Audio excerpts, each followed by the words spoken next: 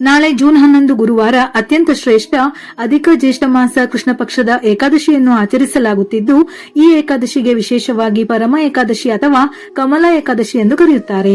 3 ವರ್ಷಗಳಿಗೊಮ್ಮೆ ಅಧಿಕ ಮಾಸದಲ್ಲಿ ಬರುವ ಈ ಏಕಾದಶಿಗೆ ಹಿಂದೂ ಧರ್ಮದಲ್ಲಿ ವಿಶೇಷ ಸ್ಥಾನವಿದೆ. ಈ ದಿನ ಮಾಡುವ ಸಣ್ಣ ಪರಿಹಾರವು ನಿಮ್ಮ ಜೀವನದ ದಾರಿದ್ರ್ಯವನ್ನು ದೂರ ಮಾಡಿ ಕೋಟಿ ಪುಣ್ಯದ ಫಲವನ್ನು ನೀಡುತ್ತದೆ.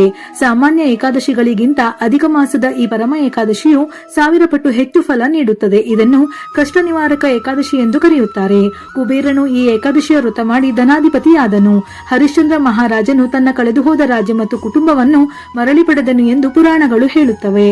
ಈ ಏಕಾದಶಿ ಆಚರಣೆ ಮಾಡುವುದರಿಂದ ಸಾಲಬಾಧೆ ಮುಕ್ತಿ, ಸಂಪತ್ತು ವೃದ್ಧಿ, ಸಂತಾನ ಪ್ರಾಪ್ತಿ, ಉದ್ಯೋಗದಲ್ಲಿ ಪ್ರಗತಿ, ಪಿತೃದೋಷ ಮತ್ತು ಶನಿ ದೋಷಗಳಿಂದ ಮುಕ್ತಿ. ಇದರ ಜೊತೆಯಲ್ಲಿ ಇಷ್ಟು ದಿನ ಏಕಾದಶಿ ಆಚರಣೆ ಮಾಡದೇ ಇದ್ದರೂ ಈ ಒಂದು ಏಕಾದಶಿಯನ್ನು ಉಪವಾಸದ ಸಮೇತ ಶ್ರದ್ಧಾ ಭಕ್ತಿಯಿಂದ ಆಚರಿಸಿದರೆ ಸಾಕು, ವರ್ಷದ 24 ಏಕಾದಶಿಯನ್ನು ಆಚರಿಸಿದಷ್ಟು ಪುಣ್ಯ ಫಲ ಲಭಿಸುತ್ತದೆ. ವಿಷ್ಣುವಿನ ಆರಾಧನೆಗೆ ಹಾಗೂ ವಿಷ್ಣುವಿಗೆ ಪ್ರಿಯವಾದ ದಿನ ಗುರುವಾರದ ದಿನವೇ ಏಕಾದಶಿ ಬಂದಿರುವುದು ಬಹಳ ವಿಶೇಷ.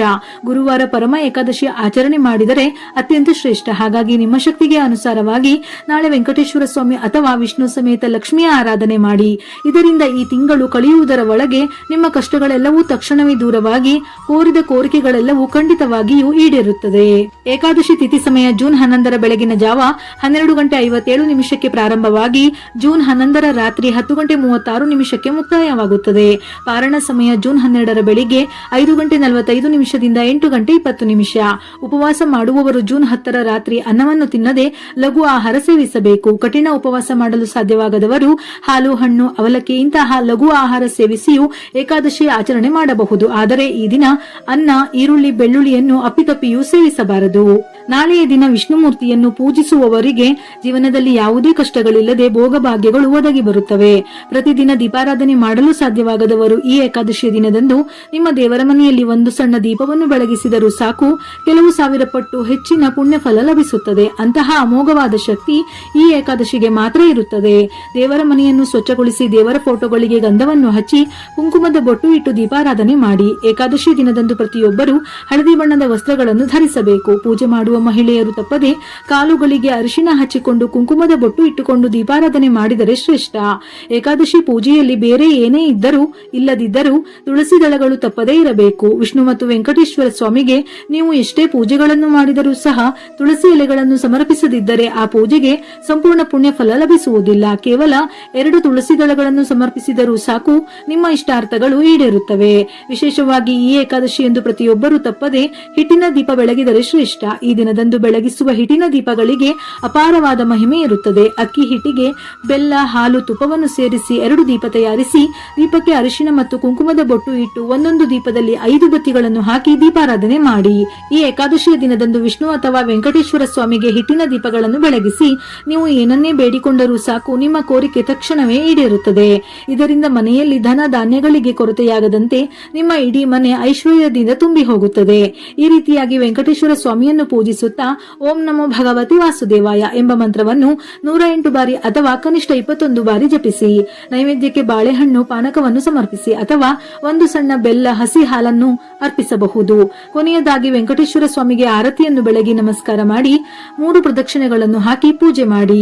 ಈ ಏಕಾದಶಿಯ ದಿನದಂದು ಉಪವಾಸವಿದ್ದರೆ 1000 ಅಶ್ವಮೇಧ ಯಾಗಗಳನ್ನು ಮಾಡಿದಷ್ಟೇ ಪುಣ್ಯ ಫಲ ಲಭಿಸುತ್ತದೆ. ಇದರಿಂದ ಸಕಲ ಪಾಪಗಳು ದೂರವಾಗಿ ಅಷ್ಟೈಶ್ವರ್ಯಗಳು ಸಿದ್ಧಿಸುತ್ತವೆ. ಇನ್ನು ಸಂಜೆ 6 ಗಂಟೆಯ ನಂತರ ನಿಮ್ಮ ಮನೆಯ ಹೊಸ್ತಿಲ ಮುಂದೆ ತಪ್ಪದೆ 2 ದೀಪಗಳನ್ನು ಬೆಳಗಿಸಿ. ಈ ಏಕಾದಶಿಯ ದಿನದಂದು ಅರಿಶಿನದ ಕೊಂಬುಗಳನ್ನು ಅಥವಾ ಅರಿಶಿನವನ್ನು ಹೊಸದಾಗಿ ಖರೀದಿಸಿ ದೇವರ ಮನೆಯಲ್ಲಿ ಇಟ್ಟರೆ ನಿಮ್ಮ ಮನೆಗೆ ಶುಭ ಫಲಗಳು ಲಭಿಸುತ್ತದೆ. ನಾಳೆಯ ದಿನ ಕೂದಲು, ಉಗುರು ಕತ್ತರಿಸುವುದು ಮುಂತಾದ ಕೆಲಸಗಳನ್ನು ಮಾಡಬಾರದು. ಹೀಗೆ ಮಾಡುವುದರಿಂದ ಮನೆಯಲ್ಲಿ ಸಾಲದ ಬಾಧೆಗಳು ವಿಪರೀತವಾಗಿ ಹೆಚ್ಚಾಗುತ್ತವೆ. ವಿಪರೀತವಾದ ಸಾಲದ ಸಮಸ್ಯೆಗಳಿಂದ ಬಳಲುತ್ತಿರುವವರು ಅರಳಿ ಮರಕ್ಕೆ ನೀರನ್ನು ಅರ್ಪಿಸಿ 5 ಪ್ರದಕ್ಷಿಣೆಗಳನ್ನು ಹಾಕಿ. ಹೀಗೆ ಮಾಡುವುದರಿಂದ ಧನಕ್ಕೆ ಸಂಬಂಧಿಸಿದ ಯೋಗಗಳು ಒದಗಿ ಬಂದು ಸಾಲದ ಬಾಧೆಗಳೆಲ್ಲವೂ ಕ್ರಮೇಣವಾಗಿ ತೀರುತ್ತಾ ಹೋಗುತ್ತವೆ. ಹಾಗೆಯೇ ಈ ಏಕಾದಶಿಯ ದಿನದಂದು ಅರಳಿ ಮರದ ಕೆಳಗೆ ಎಳ್ಳಿನ ಎಣ್ಣೆಯಿಂದ ದೀಪ ಬೆಳಗಿಸಿದರೆ ಅತ್ಯಂತ ಒಳ್ಳೆಯದು. ಅದೇ ರೀತಿ ನಾಳೆ ಸಂಜೆ ತಪ್ಪದೆ ತುಳಸಿ ಕಟ್ಟೆಗೆ ದೀಪವನ್ನು ಬೆಳಗಿಸಿ ತುಳಸಿ ಗಿಡದ ಸುತ್ತ 5 ಪ್ರದಕ್ಷಿಣೆಗಳನ್ನು ಹಾಕಿದರೆ ಮಹಿಳೆಯರಿಗೆ ಸುಮಂಗಲ ಯೋಗ ಪ್ರಾಪ್ತಿಯಾಗುತ್ತದೆ. ನಾಳೆ ಮನೆಯ ಮುಖ್ಯ ದ್ವಾರಕ್ಕೆ 2 ಅರಿಶಿನದ ಕೊಂಬುಗಳನ್ನು ಕಟ್ಟಿ. ಇದರಿಂದ ನಿಮ್ಮ ಮನೆಗೆ ಇರುವ ಕಷ್ಟಗಳೆಲ್ಲವೂ ತಕ್ಷಣವೇ ನಿವಾರಣೆಯಾಗಿ ಸಂಪತ್ತು ವೃದ್ಧಿಯಾಗುತ್ತದೆ. ಈ ಏಕಾದಶಿಯ ದಿನದಂದು ಲಕ್ಷ್ಮೀ ದೇವಿಗೆ ತಾವರೆ ಹೂವುಗಳನ್ನು ಸಮರ್ಪಿಸಿ ನಮಸ್ಕಾರ ನಮಸ್ಕಾರ ಮಾಡಿಕೊಂಡರೆ ಇನ್ನು ನಿಮ್ಮ ಮನೆಯಲ್ಲಿ ಸಂಪತ್ತು ವೃದ್ಧಿಯಾಗುತ್ತದೆ, ಲಕ್ಷ್ಮೀದೇವಿಯ ಅನುಗ್ರಹ ಲಭಿಸುತ್ತದೆ. ನಾಳೆ ಬೆಳಿಗ್ಗೆ ಹೊಸ್ತಿಲಿಗೆ ಗೋಮೂತ್ರವನ್ನು ಸಿಂಪಡಿಸಿ. ಇದರಿಂದ ನಿಮ್ಮ ಮನೆಗೆ ಇರುವ ದೃಷ್ಟಿದೋಷ, ವಾಸ್ತುದೋಷಗಳೆಲ್ಲವೂ ನಿವಾರಣೆಯಾಗಿ ಅಖಂಡ ಧನಾಕರ್ಷಣೆಯಾಗುತ್ತದೆ. ಹಾಗೆಯೇ ಈ ಏಕಾದಶಿಯ ದಿನದಂದು ತಪ್ಪದೆ ಗೋಮಾತೆಯನ್ನು ಪೂಜಿಸಬೇಕು. ಹಸುವಿಗೆ ಬಾಳೆಹಣ್ಣುಗಳನ್ನು ಆಹಾರವಾಗಿ ನೀಡಿ ಪ್ರದಕ್ಷಿಣೆಗಳನ್ನು ಹಾಕಿದರೆ ನಿಮ್ಮ ಜಾತಕದಲ್ಲಿರುವ ದೋಷಗಳೆಲ್ಲವೂ ತಕ್ಷಣವೇ ನಿವಾರಣೆಯಾಗುತ್ತದೆ. ಇದರಿಂದ ನಿಮಗೆ ಅಖಂಡ ರಾಜಯೋಗ ಪ್ರಾಪ್ತಿಯಾಗುತ್ತದೆ. ಸಂತಾನಕ್ಕಾಗಿ ಎದುರು ನೋಡುತ್ತಿರುವ ದಂಪತಿಗಳು ಕಪ್ಪು ಹಸುವಿಗೆ 5 ಬಾಳೆಹಣ್ಣುಗಳನ್ನು ತಿನ್ನಿಸಿ. ಹೀಗೆ ಮಾಡುವುದರಿಂದ ಶೀಘ್ರದಲ್ಲೇ ಸಂತಾನ ಪ್ರಾಪ್ತಿಯಾಗುತ್ತದೆ.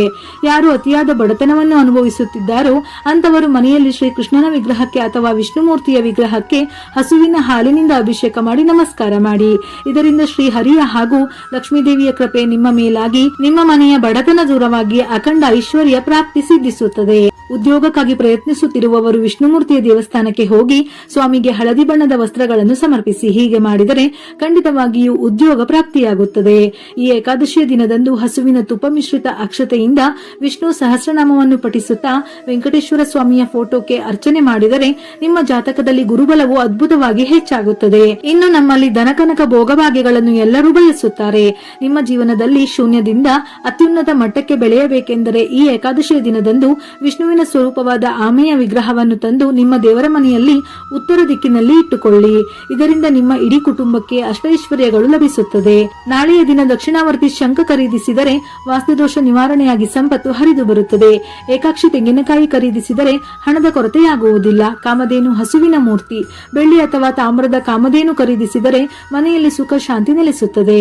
ದೇವರ ಮನೆಯಲ್ಲಿ ಲಕ್ಷ್ಮೀದೇವಿಯ ಮುಂದೆ 9 ಬತ್ತಿಗಳಿರುವ ತುಪ್ಪದ ದೀಪವನ್ನು ಹಚ್ಚಿ ಲಕ್ಷ್ಮೀ ಅಷ್ಟೋತ್ತರ ಅಥವಾ ಕನಕದಾರ ಸ್ತೋತ್ರವನ್ನು ಪಠಿಸಿ.